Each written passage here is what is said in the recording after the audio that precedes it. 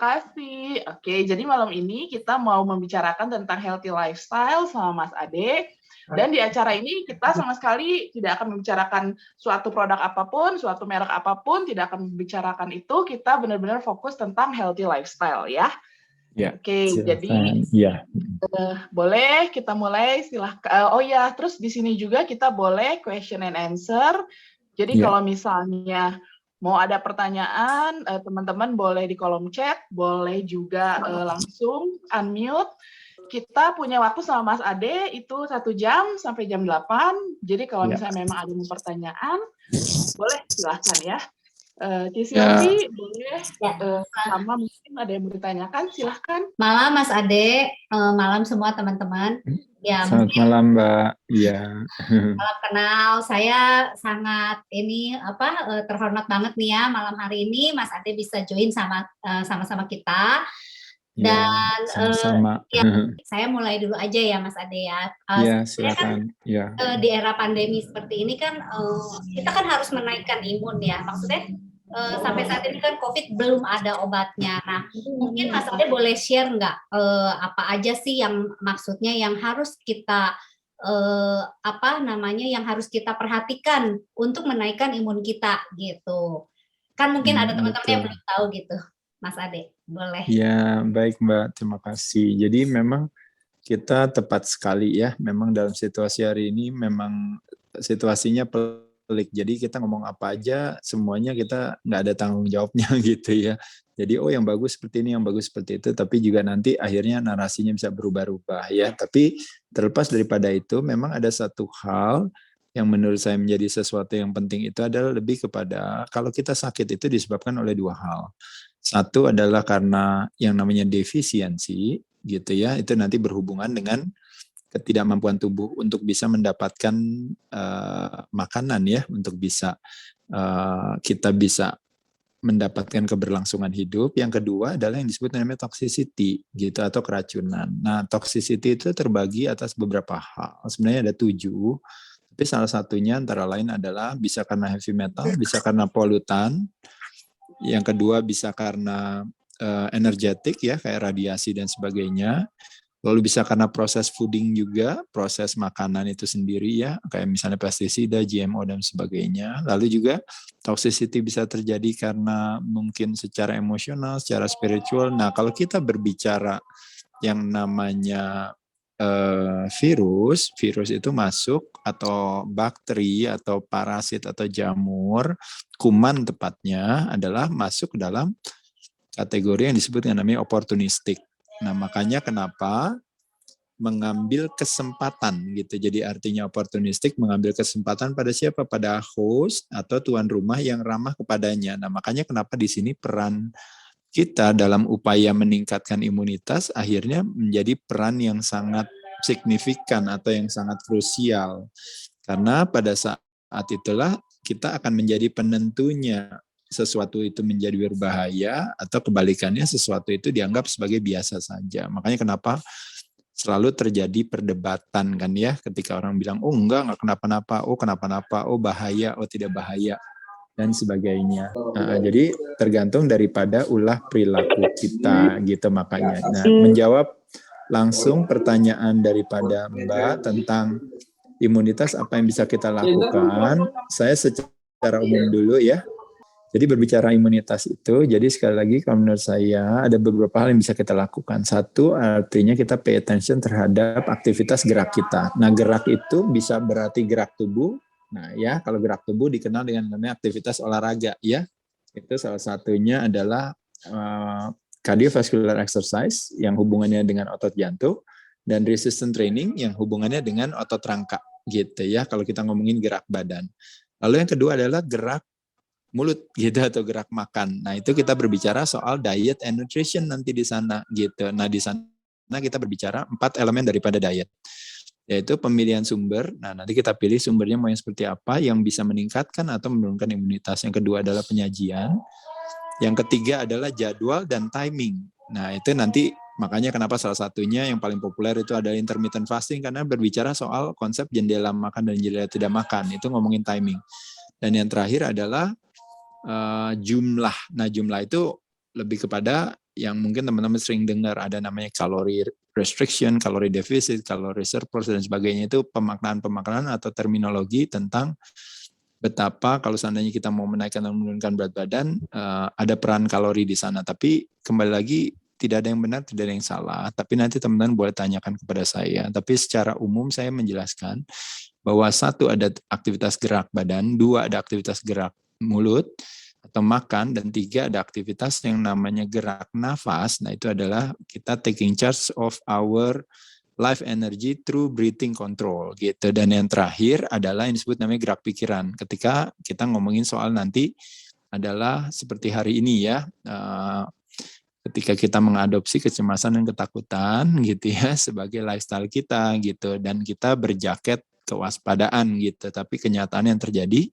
kita malah mengaktifasi yang namanya stress response di dalam tubuh kita, sehingga sebagai command center atau persepsi kita mengirim signal melalui darah kita yang akhirnya menyebabkan sel di dalam tubuh kita berproteksi, sehingga akhirnya imunitasnya menurun dibandingkan dengan ketika kita mengaktifasi relaxed response atau parasympathetic nervous system pada saat dimana modenya justru rest and digest, memungkinkan kita untuk tumbuh dan berkembang. Nah, jadi beberapa hal adalah sebagai berikut. Nah, nanti kita akan bahas lebih detail lagi tentang apa-apa aja sih strateginya. Nah, nanti saya akan jawab tergantung daripada nanti pertanyaannya ya. Oke. Mas Ade, mungkin saya breakdown dulu satu-satu ya dari yang tadi. Iya, boleh. Mungkin yang cardiovascular exercise. Nah, sebetulnya ini boleh nggak sih, maksudnya lebih spesifik apakah itu kardio atau apa? Karena gini, saya sendiri nih, dulu saya olahraganya hanya kardio aja. Nah, kebetulan saya tuh nonton ininya Mas Ade juga gitu, bahwa yang paling cepat membakar gula adalah ini ya, beban. Dan akhirnya saya sempat latihan sama Wiji kemarin, tapi belum dilanjut ya. Belum dilanjut nih gitu, karena pandemi ini kita belum lanjut lagi latihan. Nah itu boleh nggak sih lebih spesifik? Jadi sebetulnya exercise-nya yang apa contohnya gitu? Apakah dengan kardio aja cukup atau harus dengan beban gitu, Mas Ade? Ya, jadi sehat itu kan sebenarnya konsekuensi daripada berbagai akumulasi gitu ya. Jadi makanya kenapa kita tidak boleh punya mental, itu yang disebut namanya mental kambing hitam ya. Jadi ibaratnya sehat itu, yuk kita kambing hitamin, apa sih yang saya boleh pilih satu aja bikin saya sehat gitu. Atau kebalikannya, ketika kita sakit atau terjadi kematian, lalu kita bilang, siapa nih yang salah? Satu aja yang kita kambing hitamkan. Nah, pasti nggak sesederhana itu gitu ya. Apakah kesakitan, kematian, maupun juga kesehatan, pasti selalu dikontribusi oleh berbagai yang namanya akumulasi daripada aktivitas gitu ya. Nah, jadi sekali lagi saya definisikan dulu cardio exercise ya. Cardio exercise atau dikenal dengan nama aerobik aktivitas di Indonesia terbagi menjadi beberapa aktivitas ya. Pelatihan jantung itu bisa dilakukan di luar ruangan ya, seperti jogging, naik sepeda, hiking ya, mungkin walking gitu ya. Atau olahraga-olahraga permainan ya, seperti misalnya basket, volley, futsal, bulu tangkis dan sebagainya, bisa dilakukan di dalam ruangan dan di luar ruangan ya, kalau outdoor dan indoor. Lalu yang kedua adalah kalau indoor biasanya dengan alat bantu cardio exercise, misalnya dengan treadmill, sepeda statis, cross trainer, dengan berbagai macam. Yang ketiga adalah aerobik aktivitas yang terorganisir gitu, yang artinya biasanya grup-grup exercise gitu. Nah, jadi mana yang paling bagus? Nggak ada yang paling bagus, silakan aja mau pilih mau yang mana. Nah, kardio sendiri, jadi itu tadi jenisnya, ada outdoor, ada indoor. Indoor dan outdoor ada olahraga permainan, ada olahraga yang menggunakan alat bantu. Sedangkan yang terorganisir adalah seperti yang namanya grup-grup exercise atau senam-senam gitu ya misalnya dan sebagainya. Itu bisa macam-macam, ada yang namanya high impact dan low impact. Impact di sini adalah maksudnya di dalam hal persendian. Nah, jadi silakan teman-teman memilih mana yang sesuai dengan preferensinya masing-masing. Indikator daripada cardio exercise adalah yang dikenal dengan yang namanya maksimal detak nadi ya. Jadi heart rate. Heart rate itu adalah yang dijadikan sebagai indikatornya. Nah, kalau maksimal detak nadi kita per menit, hitungannya rumusannya adalah 220 dikurangi umur kita.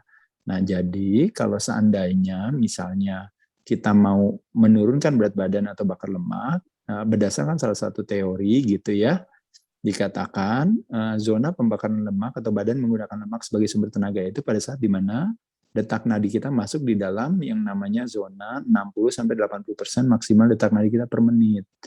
Nah, jadi untuk bisa masuk ke 60% itu makanya kenapa badan akan menggunakan lemak sebagai sumber tenaga pada saat sudah tidak terjadi kehadiran insulin. Nah, insulin itu hubungannya represent gula.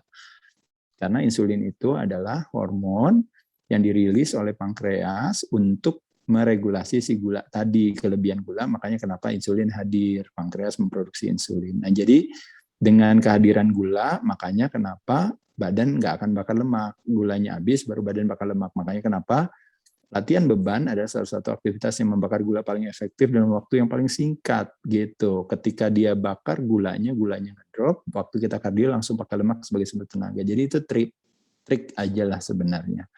Nah, jadi kardio kurang lebih seperti itu, Mbak. Kalau kita ngomongin cardio exercise. Paham ya? Kira-kira gitu.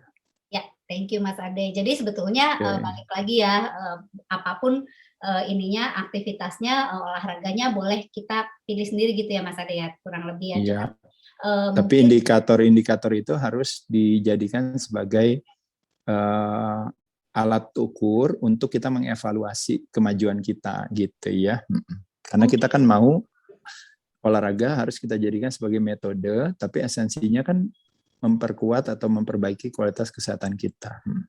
Nah, ini mungkin nanya sedikit lagi sih Mas Ade, karena kan kalau ada beberapa mitos ya, maksudnya ya I don't know ya ini mitos atau bukan, cuman kayak misalnya nih kalau yang udah misalnya 40 ke atas, maka kita nggak bisa lagi yang terlalu heart rate-nya terlalu tinggi gitu, misalnya kayak misalnya kan banyak nih Mas Ade yang tiba-tiba futsal tiba-tiba kayak dapat serangan jantung atau apa. Nah, itu sebenarnya ini nggak sih relate nggak sih bahwa olahraga tertentu tuh bisa mengakibatkan kayak gitu Mas Ade. Karena mungkin heart rate-nya yang nggak terpantau dengan baik gitu kan. Dan juga beberapa juga kan kayak misalnya nih teman-teman saya yang udah usianya 40 ke atas, oh kita nggak boleh loh latihan yang terlalu banyak loncat karena akan merusak lutut kita, nanti bisa kropos tulang.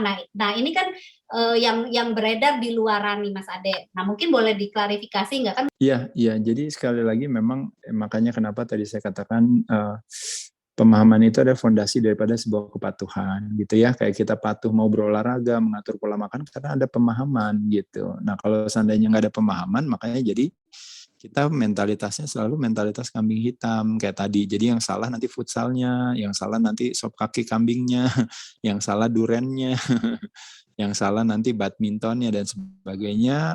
Nanti terakhirnya yang salah juga umurnya atau usianya gitu. Padahal umur kan nggak ada hubungannya. Umur kronologis kalender makin hari ya makin tua. Tapi yang dibutuhkan itu sebenarnya lebih kepada umur biologis dan psikologis. Yaitu yang tergantung daripada ulah perilaku kita. Nah, jadi siapa yang bisa menentukan udah 40 nggak boleh ini, nggak boleh itu. Yang ngomong gitu kan kembali lagi karena keterbatasan informasi. Siapa yang bisa menyamaratakan semua orang umur 40 sama kan nggak ada gitu. Yang membuat umur seolah-olah yang menjadi masalah bagi kita adalah karena biasanya sejak muda kita berinvestasi ulah perilaku yang buruk. Makanya ketika investasi itu mengalami apresiasi, dalam hal ini yaitu ketika sakit itu hadir, gula darahnya naik, tekanan darahnya naik, ya kolesterolnya juga jadi akhirnya harus hadir lebih banyak dan sebagainya, itu kan disebabkan karena ulah perilaku kita gitu. Jadi sama sekali kembali lagi most of disease itu hampir 95% itu adalah mostly are kalau istilahnya namanya berbagai penyakit-penyakit yang kalau istilahnya non-communicable disease gitu atau yang disebut dengan namanya penyakit PTM, penyakit tidak menular. Yaitu adalah penyakit-penyakit yang disebabkan karena ulah perilaku kita. Jadi penyakit-penyakit yang berhubungan dengan metabolisme. Jadi kayak jantung ya, pembuluh darah, diabetes tipe 2, heart failure, heart attack yang berhubungan dengan jantung. Lalu ada stroke, lalu ada hipertensi gitu ya, saluran pernafasan dan sebagainya, itu hampir semua disebabkan karena ulah perilaku kita. Makanya kenapa it's a reversible disease gitu. It's not disease yang kita nggak bisa beresin. Semua bisa dibereskan. Saya udah umur 40 tahun, justru ketika kita usianya di atas 40 tahun, saya harus merubah ulah perilaku saya karena perilaku saya selama ini ternyata berdampak atau berkonsekuensi saya jadi repot nih hari ini gitu ya. Jadi kayak tadi nggak bagus buat lutut, nggak bagus buat apa ya, karena teman-teman lagi dulu gadis, lagi waktu dulu masih jadi bujangan kan beratnya yang cowok 60, sekarang beratnya udah 80. Yang cewek beratnya 40, sekarang udah 60 ke atas. Itu kan 1 galon itu dibawa kemana-mana itu ya. Nah 1 galon dibawa kemana-mana lalu pinggangnya sama lututnya sakit. Yang salahnya olahraga, bukan. Yang salahnya ya galon yang dibawa diturunin dong. Jadi sekali lagi adalah banyak kesalahpahaman tersebut. Makanya kenapa tadi seperti saya katakan tadi, berawal dari mulut kita, kadang-kadang mulut kita sumber kesehatan dan sumber kesakitan. Makanya kenapa yuk di musim infeksi ini hikmahnya yang kita ambil adalah mengatur pola makan kita. Nah, tadi olahraga juga bukannya nggak boleh, tapi kita belajar untuk menyesuaikan dengan kondisi masing-masing. Makanya kenapa pendekatan olahraga atau pendekatan diet atau pendekatan bahkan medis sekalipun kan harusnya pendekatannya yang namanya precision and personalized. Jadi sesuai dengan kebutuhan masing-masing, bukannya one size fits all. Makanya dalam mengemukakan pendapat juga nggak bisa one size fits all. Kayak tadi bilang, oh iya, udah 40 ya nggak boleh olahraga. Loh, kok nggak boleh olahraga? Saya olahraga 10 kali seminggu. Saya ngangkatnya bisa ratusan kilo. Lalu siapa yang nggak bolehin saya olahraga? Nggak ada gitu. Jadi nggak nyambung gitu. Kenapa nggak nyambung? Karena itu tidak berhubungan dengan kondisi saya gitu, di mana saya punya latar belakang yang memungkinkan saya meskipun saya usianya udah 51 tapi saya masih bisa punya kemampuan untuk melakukan aktivitas olahraga layaknya seperti seorang atlet gitu. Nah, jadi bayangkan teman-teman itu tadi yang saya katakan, tidak boleh membuat satu identifikasi yang melemahkan hati hanya gara-gara teman-teman memiliki keterbatasan dalam informasi gitu ya. Jadi yuk belajar sama-sama, ternyata badan kita tidak selemah yang kita duga dan tidak ada kata terlambat buat mulai olahraga atau punya pola hidup sehat gitu. Oke Mas Ade, mungkin kalau dari olahraganya nanti barangkali ada yang mau nanya boleh lanjut lagi ya. Mungkin dari Iya, makanan nanti nih lanjut. sekarang. Makanan nih menarik ya. Kan saya tahu nih Mas Ade bisa konsisten udah berapa tahun nih ya. Ya maksudnya legend lah ya di Indonesia. Bisa jaga makan. Nah, karena jujur aja saya pribadi tuh naik turun Mas Ade. Maksudnya up and down-nya. Ada kalanya ini apa pengen cheating gitu. Nah, boleh tahu nggak sih kalau kayak seorang Mas Ade nih ada nggak sih waktu-waktu cheatingnya, cheating day gitu kan? Nah, cuma kadang-kadang kan ini jadi excuse ya, cheating gitu. Wah udah deh cheating sekali gitu, tapi nanti bablas gitu ya Mas Ade. Nah, sebetulnya boleh nggak sih dijelasin nih sebetulnya yang sehat tuh apa gitu? Selain mungkin boleh deh jelasin dikit tentang intermittent fasting itu Mas Ade. Ya, jadi sekali lagi kayak tadi kalau ngomongin cheating kan gampang aja. Istilahnya kalau most of the time kita ngatur pola makan, sekali-sekali cheating boleh. Kayak most of the time kita saving, sekali-sekali shopping boleh kan gitu. Masalahnya shopping terus habis itu tapi nggak pernah saving atau nggak pernah earning kan nggak nyambung gitu. Jadi kecerdasan kita akan keuangan begitu jelas. Makanya kenapa semuanya itu gampang gitu kita pahaminya. Tapi kecerdasan kita akan kesehatan itu rendah gitu, makanya kenapa jadi banyak salah paham gitu ya. Nah kalau bicara soal makanan sehat itu mungkin kalau kita bilang sehat itu ya sederhana ya, satu makanan itu kalau bisa adalah yang alami. Alami itu artinya apa? Yang bisa dipetik, yang bisa ditangkap, yang bisa digali, yang bisa apalagi ya yang diambil yang gampang. Jadi bukan yang berasal dari kotak atau kantong atau misalnya dari kaleng gitu ya. Jadi segala makanan-makanan yang istilahnya memiliki kandungan vitamin mineralnya yang masih sangat tinggi, essential amino acid yang baik, essential fatty acid yang bagus, yang alami gitu ya. Nah, sedangkan kebanyakan dari kita kan makanannya adalah makanan-makanan proses ya, kalengan, kerdusan dan sebagainya.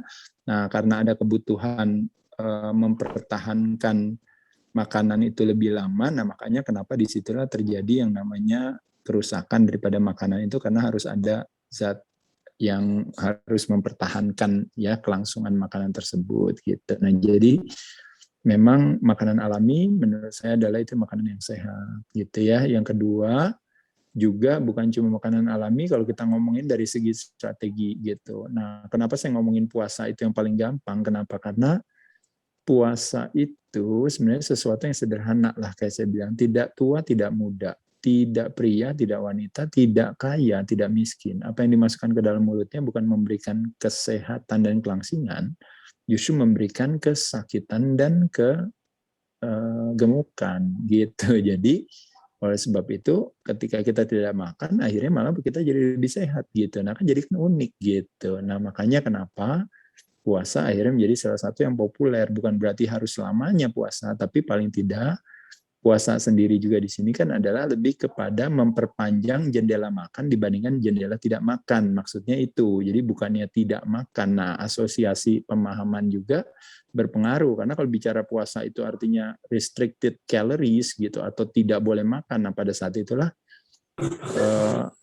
tentu akan melemahkan hati gitu ya. Kebalikannya pada saat dimana oh iya, jendela makannya aja yang saya kurangi sehingga akhirnya saya memberikan kesempatan kepada tubuh untuk menciptakan kecerdasannya sendiri, menciptakan keseimbangan, homeostatis dan sebagainya. Nah, itu kan bukankah bagus bagi saya?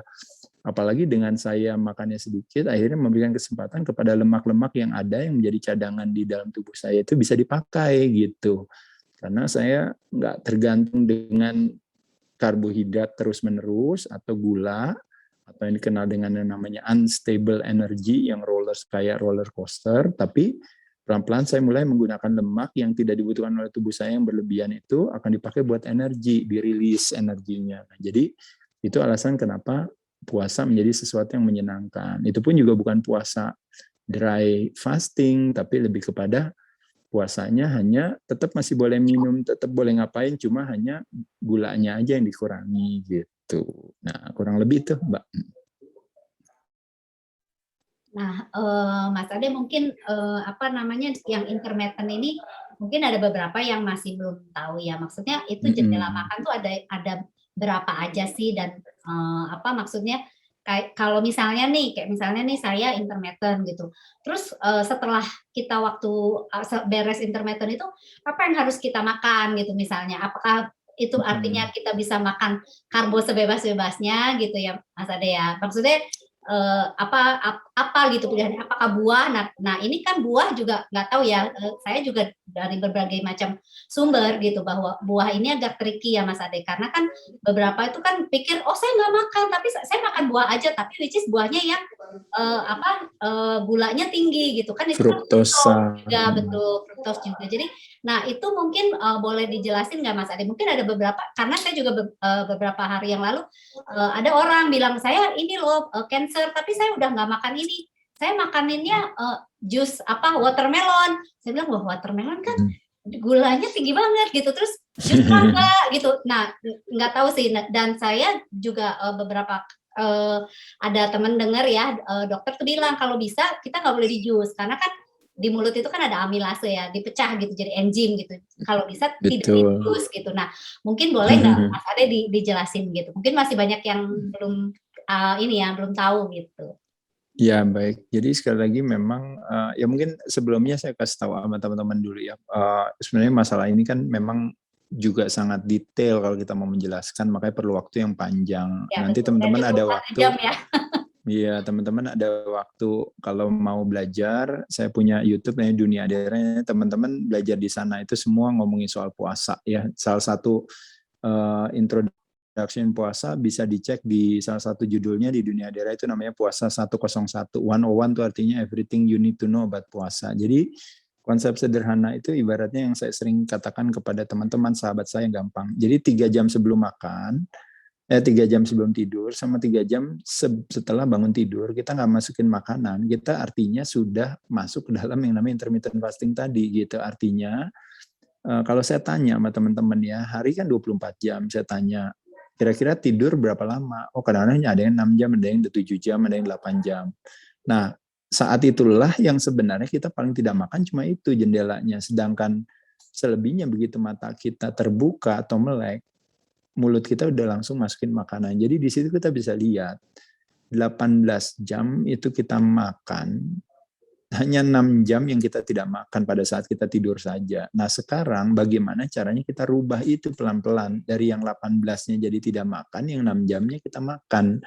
Nah, jadi hanya kita bermain di angka itu aja coba aja. Jadi cuma nggak langsung masuk ke 18 jam, kita masuknya dulu aja ke 12 jam 50-50 kan gampang gitu kan.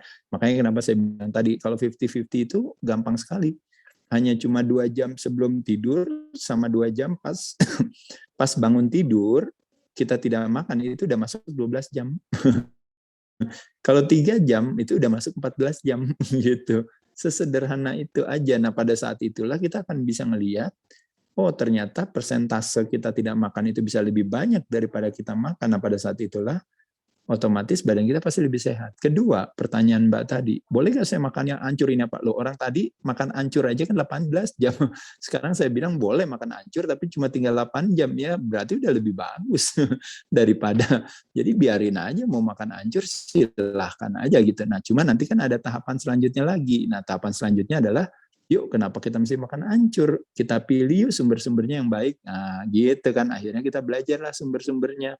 Oh ayam enaknya apa ya gitu kan ibaratnya oh kalau kita makan kebanyakan refined carbohydrate yuk mau nggak kalau kita makannya lebih banyakin proteinnya lebih banyakin seratnya lebih banyakin mungkin lemak yang alami daripada lemak yang buruk gitu ya karbohidratnya boleh dikurangi misalnya kebanyakan karbohidratnya datangnya dari yang tadi saya katakan ya tepung terigu dan turunannya olahan tapi kita ambil yuk karbohidratnya kita ambil dari sayur-sayuran kalau buah-buahan juga nggak mau terlalu banyak juga ya karena kan tadi seperti tadi yang dikatakan Mbak tepat sekali kandungan karbohidrat atau gula dari buah itu namanya fruktosa hanya bisa istilahnya diproses di liver sedangkan liver kita memiliki keterbatasan jatah. Nah, makanya kelebihan di liver nanti, makanya kenapa terjadi yang namanya non-alcoholic fatty liver disease. Gara-gara kebanyakan makan, akhirnya disimpan di sana semuanya lemaknya ya. Nah, jadi oleh sebab itu, teman-teman sekalian, itu yang mesti kita pahami. Nah, kalau tadi soal jus, lebih kepada tepat sekali. Jadi sebenarnya buah-buahan dan sayur-sayuran itu, kita hanya membutuhkan yang namanya ludah kita, atau yang namanya salivary amylase. Itu pH-nya neutral di 7. Itu memungkinkan kita untuk mencerna makanan-makanan tersebut. Tapi ketika kita mencerna makanan seperti protein dan lemak, maka otomatis kita membutuhkan pH yang lebih rendah. pH yang lebih rendah itu akan menggambarkan peningkatan tingginya keasaman. Jadi artinya semakin tingkat keasaman semakin tinggi, pH semakin rendah, maka memungkinkan bagi tubuh untuk mengaktifasi enzim sebagai kendaraan atau sebagai alat di tubuh kita untuk mencerna si makanan itu. Nah, masalahnya yang terjadi adalah kebanyakan dari kita karena stres, karena pola makan yang buruk, karena satu dan lain hal tidak memungkinkan bagi kita untuk mencerna makanan dengan baik gitu sehingga akhirnya kita tidak bisa memproduksi yang namanya kalau istilahnya yang disebut yang namanya the strongest acid in our body itu HCl hydrochloric acid itu pH-nya itu di kisaran antara 2 sampai 3. Nah, pH 2 sampai 3 itu kalau teman-teman tahu itu adalah sebenarnya makanya sebenarnya tubuh manusia itu begitu cerdasnya. Dia bisa makan makanan yang kotor sekalipun badan tetap akan bisa membunuh si bakteri, si virus, si kuman tersebut karena punya kemampuan itu. Tapi karena kita manusia modern, makannya makanan yang proses, kadang-kadang kita ngerokok, kadang-kadang kita jadi kita menciptakan yang namanya peradangan di pembuluh darah karena pola perilaku kita, mulai dari alkohol, mulai dari proses food, mulai dari stres dan sebagainya, tidak memungkinkan kita untuk bisa mencerna makanan seperti itu. Makanya kenapa kita butuh bantuan-bantuan kayak makanan-makanan yang fermentasi, ya kayak misalnya apple cider vinegar gitu, atau mungkin vinegar yang white vinegar juga gitu, cuka, ada apa namanya kalau istilahnya kalau kita pergi ke restoran Chinese itu ada kita makanya disuguhkan acar awalnya atau kita disuguhkan kimchi kalau kita di ini gitu ya. Nah, itu adalah satu hal yang tujuannya untuk membantu tubuh untuk punya tingkat keasaman tertentu itu yang namanya acidic acid yang nanti akan men-trigger production of enzim kita gitu. Nah, jadi bicara tadi buah di blender langsung diminum, akhirnya seratnya nggak dapet gitu. Jadi kita cuma dapat gulanya doang dan minumnya juga tambah banyak karena kita di ini gitu ya. Makanya kenapa kalau mau di blender atau di apa, kita mesti cepat aja, singkat, dan itu kebetulan juga kadang-kadang kita blender banyaknya kalau bisa persentasenya justru banyakin sayurannya, buahnya yang sedikit, atau kalaupun pakai buah, pilihlah buah yang mungkin kadar gulanya rendah gitu ya. Nah itu yang mungkin bisa jadi salah satu tipsnya Mbak. Jadi buahnya mungkin yang kadar gulanya rendah ya. Jadi jangan yang manis, terlalu manis. Mungkin juga kalau yang manis dibatesin kali ya Mas Ade ya. Kayak mungkin ya, saya rasa itu. Alpukat atau apa? Ya, kalau alpukat sebenarnya masuknya ke dalam lemak lah kalau hitungannya. Kalau buah tuh biasanya keluarga yang paling kadar gulanya paling rendah tuh biasanya keluarga berries ya. Cuma kalau di Indonesia, ya cuma kalau di Indonesia kan berries jadi mahal gitu ya. Mahal banget ya, 50.000 itu sekotak kecil.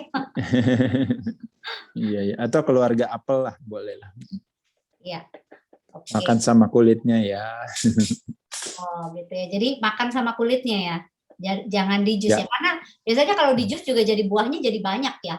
Nggak cuma satu kan, gitu kan, karena kecil, gitu sedikit, nggak kenyang, jadi banyak malah. Itu kan gula semua.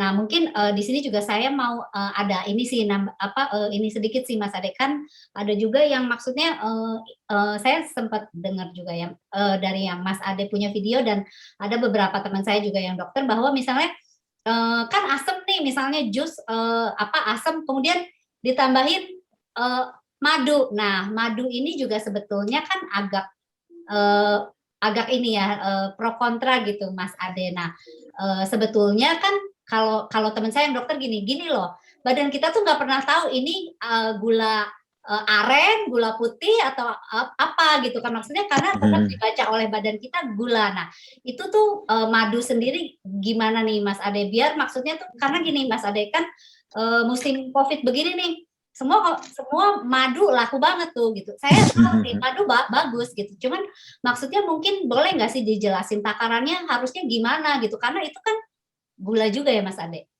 Iya.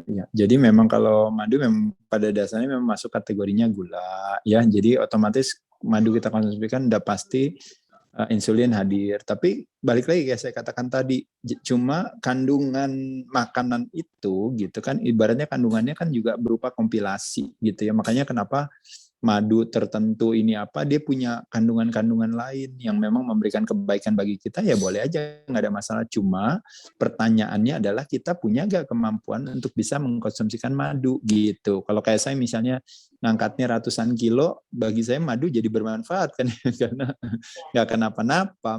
Mungkin kan bagi saya untuk bisa saya punya yang namanya, kalau istilahnya itu state of metabolic flexibility atau yang dikenal yang namanya phenotype itu mungkin terutama anak muda itu kan tinggi, makanya kenapa dia bisa makan karbo lebih banyak gitu. Tapi bagi teman-teman kita yang orangnya udah makin tua, otomatis phenotype-nya akan lebih rendah gitu, karena jadi state of metabolic flexibility-nya nggak memungkinkan kita untuk makan terlalu berlebihan. Nah jadi kayak kita makan dalam timing tertentu, mungkin habis latihan gitu, atau kita pakai buat melakukan aktivitas olahraga atau misalnya apa, ya boleh saja, kenapa enggak, apalagi madunya dari kualitasnya misalnya dari yang baik, yang apa. Tapi poinnya kita tetap tidak boleh mengindahkan untuk bilang bahwa pada dasarnya madu itu adalah memang masuk di dalam kategori kalau nanti tubuh mengkonsumsikan gula, bukan nggak salah, tapi kelebihan tentu otomatis potensi disimpan di dalam sel lemak, dia yang akan berkontribusi gitu ya. Jadi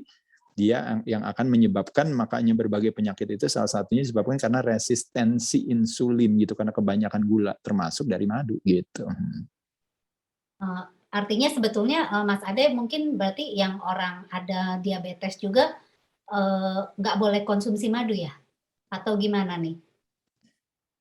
Karena kan ya itu yang kayak saya bilang tadi, jadi gini, nggak boleh salah pahamnya gini loh, sesuatu yang misalnya ada kebaikan kan diangkat ya. Makanya kenapa kan tadi kemarin di salah satu video saya ngomongin yang soal mitos langsing itu gitu. Jadi kebaikannya nggak boleh disalahin, bahwa madunya misalnya ada kebaikan-kebaikan dari madu tersebut, diangkat nggak ada masalah. Tapi pokoknya ingat aja, kita punya kapasitas untuk mengkonsumsikan gula makanya kenapa kita latihan beban, karena latihan beban itu kita punya kemampuan untuk meningkatkan yang namanya sensitivitas insulin gitu. Jadi nggak ada insulin aja itu gara-gara kita makan madu tadi, gula itu ibaratnya gula yang ada di badan kita itu diserap langsung sama si ototnya, karena ototnya kan latihan terus gitu ya. Jadi otomatis dianya kepengen terus gitu, kepengen minta gulanya tersebut gitu. Udah itu kita rajin latihan, ototnya kita banyak. Skeletal muscle is the largest site of glucose disposal, tempat pembuangan gula terbesar ada di otot kita. Hampir 60% badan kita isinya otot semua, otot rangka ya. Nah jadi memungkinkan, jadi sekali lagi seperti saya bilang tadi, tidak boleh kami hitamkan gitu loh. Jadi jawabannya adalah pasti precision and personalized. Jadi kambing hitamin madu, bau madu itu jelek, ya pasti salah. Atau mengkambing hitamkan bau madu itu bagus, ya pasti salah juga gitu. Bagus dan jelek tergantung daripada masing-masing orang. Itu yang maksud saya. Jadi itu kayak mitos nomor 1 tentang makanan. Jadi kenapa kita harus bilang dia jelek gitu? Atau kebalikannya, kenapa kita harus ngotot mau mengagungkan dia dengan bilang dia bagus? Kan nggak begitu, karena setiap orang makanan yang bagus bagi dia bisa jadi jelek bagi orang lain dan sebaliknya. Oke, thank you Mas Ade. Mungkin saya buka forum dulu ya Mas Ade ya. Barangkali ada Ya, yang tanya nih. Teman-teman ada yang mau nanya nih tentang olahraga, tentang makanan. Boleh langsung open mic atau di chat ya. Gitu. Nah, sambil nunggu nih ya, yang mau nanya nih Mas Ade. Iya, boleh. Saya ini pertanyaan saya pribadi ya. Saya kemarin sempat nyobain intermittent nih. Kok kelayangan ya? Kok kelayangan? Padahal kenapa ya? Saya pikir apa kurang apa gitu. Sempat saya nanya teman saya yang dokter, lu minum ini enggak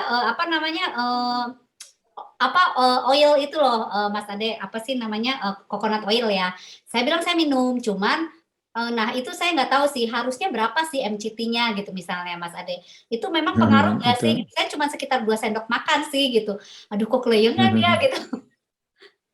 Itu terlalu canggih ya, udah sampai bicara MCT oil gitu ya. Sebenarnya nggak perlu gitu-gitu amat. Iya, saya rasa memang ya unik lah kalau saya rasa ya. Kadang-kadang memang sering kita akan kadang-kadang seneng kan menganut atau mengutip dari beberapa itu, jadi akhirnya nanti muncul bulletproof coffee dan sebagainya. Padahal itu semua juga kalau berdasarkan kita ngomongin puasa, lagi fasting tiba-tiba masukin oil, ya itu kan insulin naik hadir. Orang dia kalorinya aja nggak main-main tinggi, jadi bukan ide baik gitu. Apalagi orang nggak biasa makan MCT oil, ya puyeng nanti gara-gara karena memang respon tubuh. Jadi nggak perlu kayak gitu banget gitu. Saya bilang lebih kepada ya kan kita nggak makan 12 jam aja nyantai gitu. Nanti makin lama makin kuat nggak makan 14 jam. Nah selama lagi nggak makan kan kita bisa pakai apa? Ya bisa minum teh, bisa minum kopi, bisa teh hijau, bisa teh hitam gitu. Kalau sampai misalnya lapar banget ya kita masukin aja protein yang normal, misalnya kayak dari telur putih, telur merah gitu ya. Oke ya. Nah itu sesuatu yang kita bisa konsumsikan selama memang tidak ada yang namanya men-trigger terjadinya spike insulin tadi gitu. Jadi kalau menurut saya sih kayak bulletproof coffee nggak perlu kali, makanya pusing sendiri nanti. Pantesan kelayangan ya. Iya. Oke nih, Bu Sandra mau nanya ya, boleh di open mic aja. Iya, Bu Silvi, selamat malam Mas Ade Rai. Malam. Dan teman-teman malam Mbak. Ya. Terima kasih nih buat waktunya, dan Bu Silvi dan Pak Budi sudah buat program ini, bahwa kita selain meminum suplemen makanan yang sehat, tentunya juga harus diimbangi sama exercise, olahraga, dan pola makan ya Mas Ade ya. Saya boleh langsung ngeborong pertanyaannya, ada 3 pertanyaan nih Mas sebenarnya. Yang pertama, hubungannya tentang exercise yang tadi sudah disinggung sama Ibu Silvi.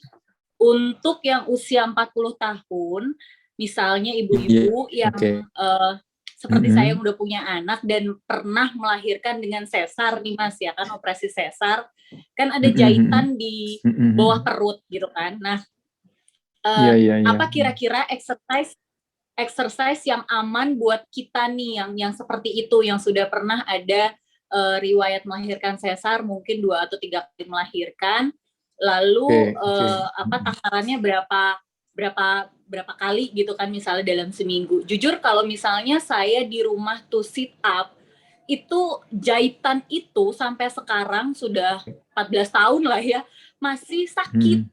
Nah, sedangkan saya pengen ngebuang lemak yang ada di perut kan gitu kan, dengan sit up sedikit-sedikit. Nah, itu jadi kendala gitu. Nah, adakah exercise lain yang lebih aman untuk kita ibu-ibu yang dengan riwayat melahirkan sesar, dan durasinya bagaimana? Itu yang pertama. Yang kedua, saya juga pernah coba IF nih Mas Ade, sama kayak Bu Silvi.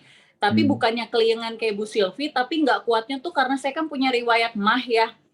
Jadi kayak perutnya tuh kok perih gitu, dibandingkan kalau saya melakukan puasa di bulan Ramadan atau misalnya puasa selang-seling gitu.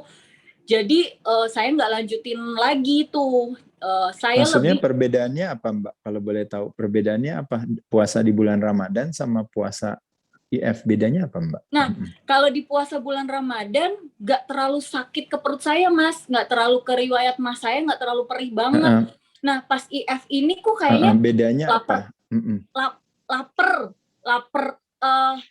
Lapar, lebih ke perut sakit sih, lebih ke ulu hati. Aduh kok perih terus, kok sakit perut. Jadi kayak pengen makan jadinya kan. Terus kok beda ya, padahal kan sama-sama kalau bulan puasa juga nggak makan dengan durasi tertentu kan ya, gitu kan. Nah, apakah ada yang salah? Terus udah gitu akhirnya saya memutuskan untuk sekarang lebih ke vegan Mas, jadi mengurangi makan daging sama ayam gitu, jadi lebih banyak ke sayur-sayuran sama buah. Maksudnya Mbak vegan artinya nggak masuk telur, nggak masuk susu berarti? Iya, nggak. Saya nggak masuk dan nggak tepung ya, gluten free. Jadi tepung pun saya ganti gitu kan. Jadi lebih ke itu aja, yang penting makan tapi sayur, lebih sayur sama buah. Akhirnya lebih begitu. Nah, apakah orang-orang seperti saya yang punya riwayat MAH bisa tetap gitu Mas kalau mau IF gitu? Itu yang kedua. Nah, terus yang ketiga, kalau minum jus putih telur dengan buah pisang dan chia seed, apakah itu bagus gitu? Karena saya pernah. Putih telurnya matang apa mentah Mbak? Matang, direbus. Oh, matang, oke. Jadi putih telurnya direbus, di jus atau di blender sama buah pisang, sama chia seed, tambah almond milk atau air. Nah, apakah itu benar-benar bagus? Karena saya pernah dikasih tahu sama pelatih olahraga gitu kan ya, waktu latihan di rumah dikasih tahu kalau buat kuat fisiknya, seminggu sekali atau seminggu 3 kali minum itu, gitu Mas. Oke, iya. Itu Silvi 3 pertanyaan, mudah-mudahan pertanyaan saya mewakili ibu-ibu yang pernah sesar, terus teman-teman yang juga punya riwayat MAH dan pengen bisa tetap sehat. Terima kasih Mas Ade Rai. Ya, makasih Mbak.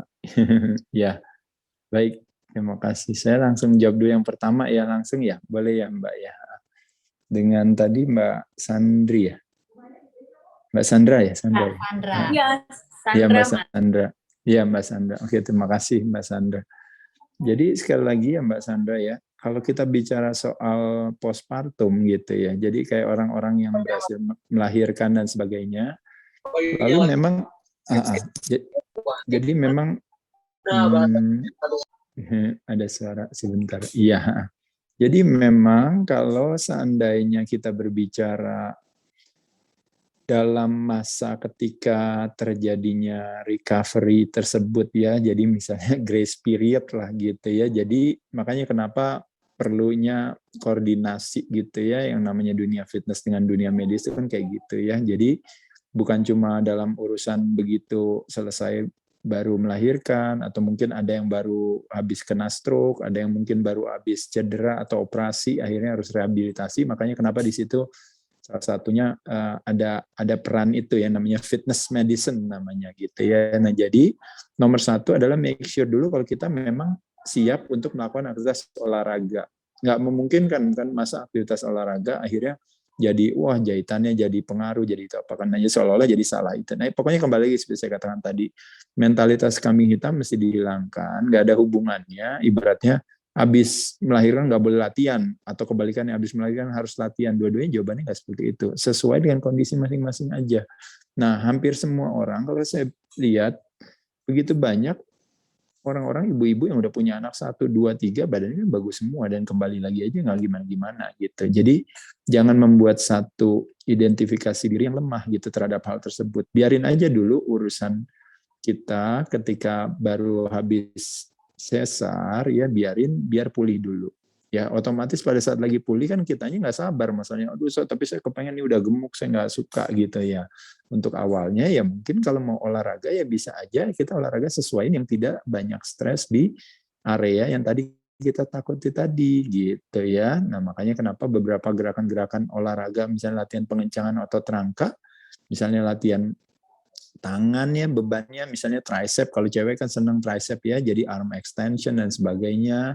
Lalu misalnya juga melakukan aktivitas leg press kaki atau leg extension yang nggak terlalu banyak karena stres di perutnya gitu ya, misalnya itu boleh saja dilakukan. Jadi memang nomor satu jawabannya siasat lah kalau saya bilang ya.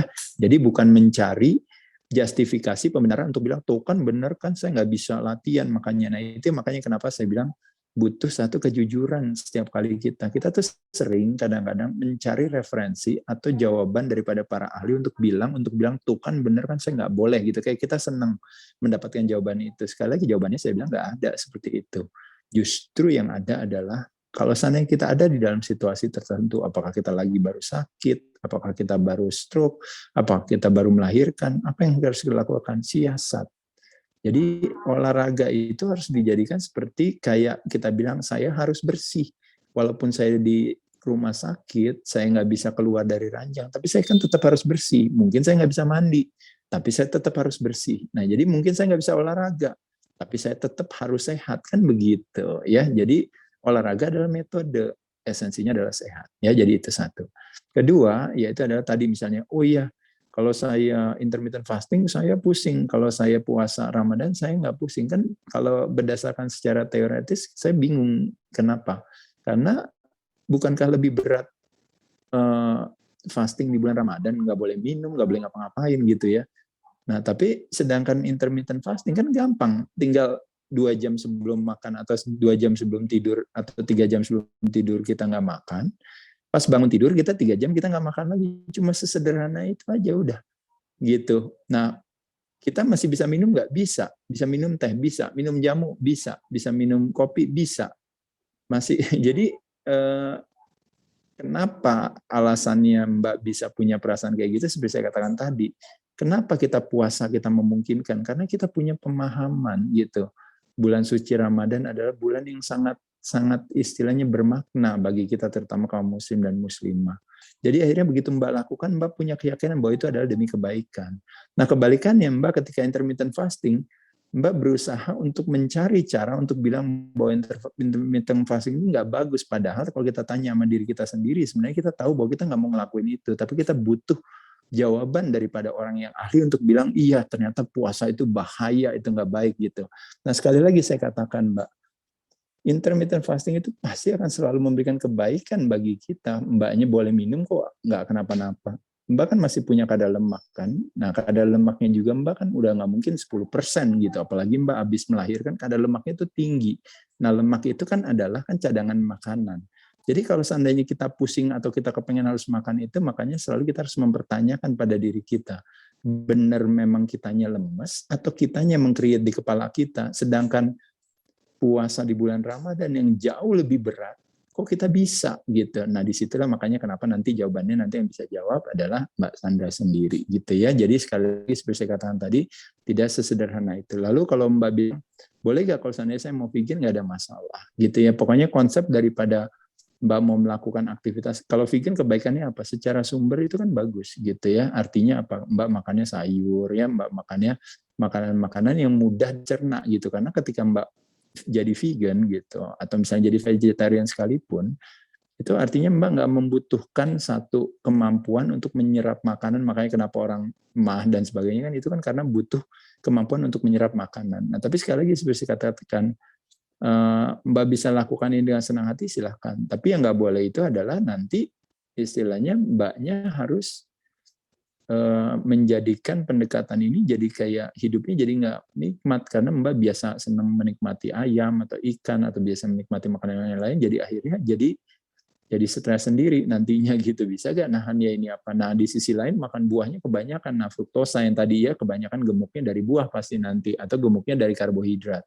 Nah kalau kita berbicara sumber protein dari nabati, yang menjadi tantangannya protein itu kan tidak semua protein sama. Jadi kalau kita bicara protein, kita bicara yang namanya turunan daripada ketika protein kita konsumsikan, itu namanya amino acid gitu ya, asam amino esensial. Nah, asam amino esensial itu ada 9. Nah, kalau problemnya dengan kita hanya makannya si vegan aja, beberapa amino acid yang esensial seperti tryptophan, lysine, lalu leucine dan sebagainya itu jadi kurang gitu. Jadi profil daripada amino acidnya berkurang, dan nanti itu yang jadi tantangan aja gitu. Makanya kenapa sebenarnya kita makan tuh sebenarnya bukannya berdasarkan pendekatan sebuah metode tertentu, tapi metode justru kita take advantage. Jadi kita makan sayur juga makan. Kalau misalnya nanti kita harus makan protein, kita makan juga misalnya hewani, ya kita pilih aja makanan hewani yang mana. Mungkin saya pilih daging putih deh daripada daging merah dan sebagainya. Jadi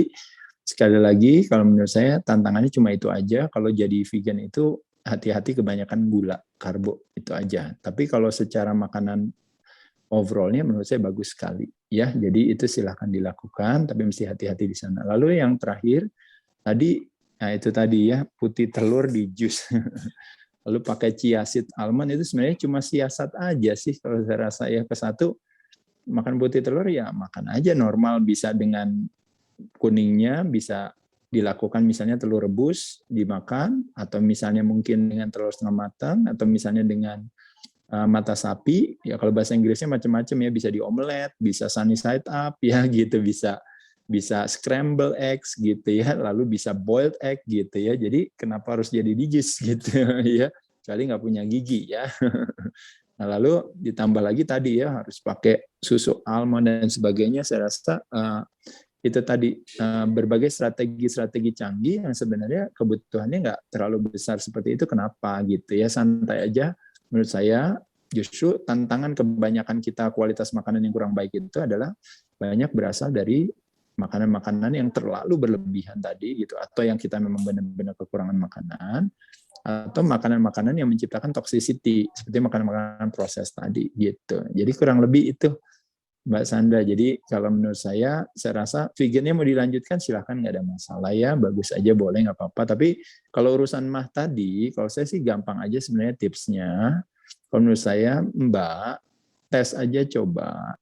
Sebelum makan mengkonsumsikan yang namanya apple cider vinegar. Itu 1 sendok makan dimasukkan ke dalam 30 ml air putih yang hangat aja, udah diminum, habis itu Mbak makan. Mbak pasti nggak akan ada masalah. Kenapa? Karena problemnya sama orang mah, dia tidak mampu menciptakan tingkat keasaman yang tinggi sehingga badannya tidak bisa mengaktifasi enzim. Itu aja sih kalau saya bilang ya. Jadi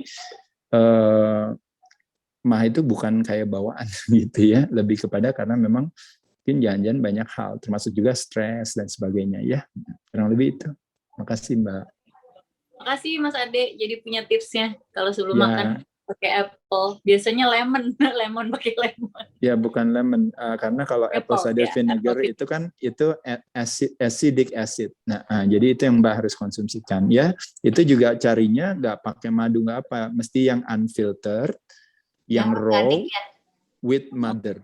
Ya, saya kasih tahu lagi, 1 unfiltered, 2 raw, 3 with mother. With mother itu artinya jadi benar-benar masih ada polutannya gitu. Jadi jangan beli apple cider vinegar yang with honey atau with sugar atau apa, enggak, jangan ya. Siap. Terima kasih. Ya, selamat ya Mbak Sandra. Oke, Mas Ade nih ada pertanyaan nih, katanya di chat nih ada udah makan sedikit, sehari apel cuman 1, makan pagi apel, siang makan nasi dikit, makan malam maksimal 5:30, badan ya itu defisiensi. Itu namanya defisiensi. Pertama malah milihnya buah, kedua makan nasi sedikit gitu. Jadi udah pilihan sumbernya aja udah salah-salah semua kan gitu ya. Dan habis itu secara kuantitas, jadi secara kualitasnya buruk, secara kuantitasnya dikit. Nah, jadi bisa bayangin nggak? Artinya, wah, terus gimana nih saya gitu. Nah, jadi ingat sekali lagi, diet itu bukan menyiksa, ya. Nggak ada orang kaya yang merasa dirinya tersiksa, hidupnya susah. Karena dia harus mengatur uang. Justru orang kaya itu saking jagonya dia ngatur uang, jadi hidupnya nikmat. Karena dia bisa ngatur. Ini saya pakai buat investasi di sini, saya pakai buat di situ. Dia saking pinternya mengatur sehingga hidupnya nikmat gitu. Nah, paham ya kalau dalam hal kecerdasan akan keuangan. Nah, kecerdasan dalam hal kesehatan, kita harus proses diet itu harus sesuatu yang menyenangkan. Jadi kalau tadi kita sibuk hanya untuk beat ourselves up dengan cara kayak begitu, saya rasa bukan ide baik. Justru makanya kenapa saya bilang, it's not about restricted calorie, it's not about yang namanya deficit calorie, itu problemnya adalah terminologi itu melemahkan hati sih gitu. Karena di situ terjadi yang namanya pemaksaan untuk dibatasi. Gitu. Nah, makanya kenapa badan akhirnya membuat satu keseimbangan gitu dengan menciptakan defensif itu gitu. Makanya kenapa saya bilang fasting, puasa itu cara yang gampang. Kenapa? Karena badan gak akan kenapa-napa, dia akan cerdas mencari jalan. Karena nggak dikasih makan, dia bilang saya akan pakai lemak sebagai sumber tenaga. Makanya teman-teman boleh baca buku, salah satunya namanya Dr. Jason Fung, itu buku tentang obesity code gitu ya. Di situ disebutkan badan kita analoginya seperti kulkas, lemari es, ya. Di freezernya masih banyak makanan, tapi kita justru parameter atau indikator kita di chiller, selalu ngelihat yang di bawah, wah kosong, beli makanan lagi, padahal makanan di atas masih banyak. Jadi makanan di perut kita tuh masih banyak gitu. Yang ada kita malah nggak memakai itu. Nah, makanya kenapa yuk sedikit kita belajar tentang itu. Makanya saya tidak bisa jelaskan secara detail karena waktunya terbatas. Ini juga udah mau jam 8 ya. Saya kebetulan ada suruh yang lain. Tapi saya terima kasih nih teman-teman kasih saya banyak pertanyaan yang bagus. Mudah-mudahan banyak manfaatnya. Nanti teman-teman silahkan juga ya. Kalau saya bikin Dunia Adera itu di YouTube itu murni lebih kepada kayak ingin menjelaskan aja kepada teman-teman itu tentang apa yang tadi baru saya sampaikan ya. Teman-teman mesti rajin belajar, karena kalau nggak ada keinginan buat belajar, terakhirnya hanya for the sake of nanya, tapi kita tahu bahwa, saya tahu bahwa ibaratnya itu teman-teman nggak lakukan gitu. Makanya kenapa teman-teman punya masalah di sana gitu ya. Yuk kita mulai pelan-pelan belajar dengan sebuah pemahaman, akhirnya nanti kedisiplinan itu atau kepatuhan itu dengan sendirinya akan hadir.